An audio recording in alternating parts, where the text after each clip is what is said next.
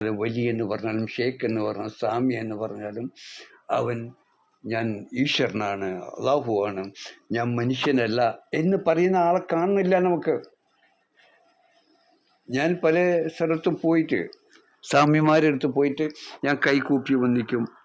കാരണം ഞാൻ ഈശ്വരനെ കാണുന്നുള്ളൂ, ഒരു സ്വാമിയും കാണുന്നില്ല. അവർ മൈൻഡ് ചെയ്യുന്നില്ല. ഈ വന്നത് ഈശ്വരനാണെന്ന് അവർ കാണുന്നില്ല. ഞാൻ അവരെ കാഴ്ചപ്പാടാൻ നോക്കുന്നത്, അവർ കാണുന്നില്ല. ഞാൻ അയാളെ എന്ത് മനസ്സിലാക്കണം? അറിവില്ല, അജ്ഞനാണ്, അവൻ അശുദ്ധമാണ്. ആ അശുദ്ധിയെ ഞാൻ വേൾക്കാൻ ചെല്ലൂല. എനിക്ക് അറിവുള്ളത് കൊണ്ടാണ് ഞാൻ അശുദ്ധി മനസ്സിലാക്കുന്നത്. അറിയാത്തവൻ ചെന്നാൽ എന്താണ് കാവി കണ്ടാൽ അവിടെ വീണ്, കാൽക്കൽ വീണ്, തലക്കെട്ടും പച്ചയും മഞ്ഞയും ചുവപ്പൊക്കെ കണ്ടാൽ അവിടെ വീണ്, പാവം അറിയില്ല എന്താണ് യാഥാർത്ഥ്യമെന്ന്. ഇതാണ് ജനങ്ങളുടെ അവസ്ഥ. ഞാൻ എവിടെ ചെന്നാലും അയാൾ ഇത്തരത്തിലാണെന്ന് നോക്കുന്നു. അയാളുടെ പ്രവൃത്തിയിൽ നിന്ന് കാണാം അയാൾ ആരാണെന്ന് അയാൾ പ്രവൃത്തിയിൽ കാണാം. ഇവിടെ വന്നാൽ ഇപ്പം നമ്മളെ അടുത്ത് ഒരാൾ വന്നാൽ നമ്മൾ പേരല്ല ചോദിക്കുന്നത്, അയാൾ ആവശ്യങ്ങൾ ചോദിച്ച് പരിഹരിക്കാൻ ശ്രമിക്കുകയുണ്ട്. അതുപോലെ അയാളോട് എൻ്റെ കൂടെ കൂടിക്കുമെന്നോ, നിങ്ങൾ എന്താണ് എൻ്റെ ദീക്ഷ വാങ്ങിക്കുമോ, അല്ലെ ബയ്യത്ത് വാങ്ങിക്കുമോ, ദിക്റ് ചെല്ലിക്കോ, എന്നിട്ട് ഇവിടെ എപ്പോഴും പോരുന്നോ ഞാൻ പറഞ്ഞിട്ടില്ല ആരോടും. എനിക്കതിൻ്റെ ആവശ്യമില്ല.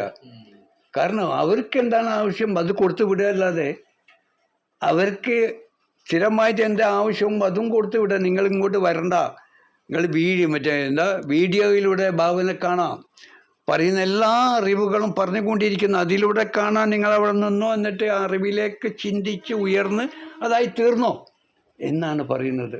അല്ലെങ്കിൽ ഇവിടെ ഇത്ര തിരക്കാവും. സ്ത്രീകളും അല്ലാത്തവരൊക്കെ വന്നത്. ഇപ്പോൾ ഇത് സ്ത്രീ അല്ലാത്തതുകൊണ്ടാണ് അതിന് പറ്റുന്നത്.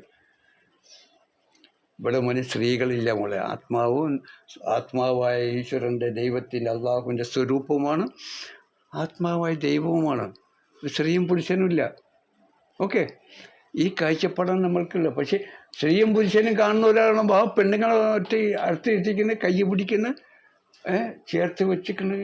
വളരെ മോശമാണെന്ന് പറയും. വസ്തുക്കളെ കാണുന്ന ലോകത്തിലാണ്, ബാഹ്യ ലോകത്തിലാണ്. അവിടുന്ന് ദൈവിക ലോകത്തിലേക്ക് നമ്മൾ ചെന്നാൽ പരിപൂർണമാവും. ആ ലോകത്തിലേക്ക് ഞാൻ നിങ്ങളെ കൊണ്ടുപോകുന്നത്. നിങ്ങൾക്ക് വിഭാഗീയരല്ല. ഇവിടെ ഞാൻ ഏതാ ജാതി എന്ന് ചോദിച്ചാൽ ഇപ്പം നിങ്ങളെന്ത് പറയും? ആ പരമാത്മാവായ ഈശ്വരൻ്റെ അള്ളാഹുവിൻ്റെ സ്വരൂപമാണ്, ആ ആത്മാവുമാണ്.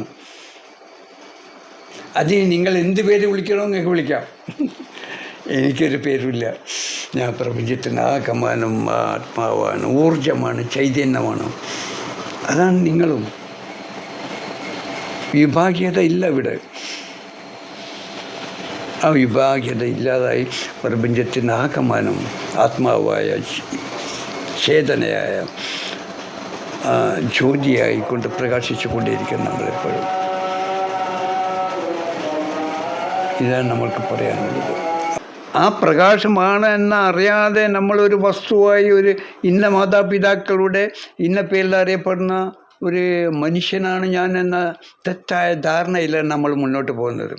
ആ പരമാത്മാവ് ഇതിനെ രൂപപ്പെടുത്തിയെടുക്കുകയും എന്നിട്ട് പരമാത്മാവായ ഈശ്വരൻ അള്ളാഹു തന്നെയിൽ പ്രവേശിച്ച് ഈ നിലനിന്ന് പ്രവർത്തിച്ചു പോകുന്നതും ഈശ്വരനാണ്, അള്ളാഹു എന്ന കാഴ്ചപ്പാട് ഇല്ലാതെ, യാഥാർത്ഥ്യം അറിയാതെ ആ മായയിൽ അശുദ്ധിയിൽ കുടുങ്ങി ആ അള്ളാഹുവിൻ്റെ ഈശ്വരൻ്റെ സ്ഥാനത്ത് ഞാൻ എന്ന വേറൊരുത്തനായി, പകരക്കാരനായി, ഷിർക്കായി, പൊറുക്കപ്പെടാത്ത തെറ്റായി, ആ മായയായി മുന്നോട്ട് പോകുന്ന ആളുകളെയാണ് കാണുന്നത്. വലിയ എന്ന് പറഞ്ഞാലും ഷേഖ് എന്ന് പറഞ്ഞാലും സ്വാമി എന്ന് പറഞ്ഞാലും അവൻ ഞാൻ ഈശ്വരനാണ്, അള്ളാഹുവാണ്, ഞാൻ മനുഷ്യനല്ല എന്ന് പറയുന്ന ആളെ കാണുന്നില്ല നമുക്ക്.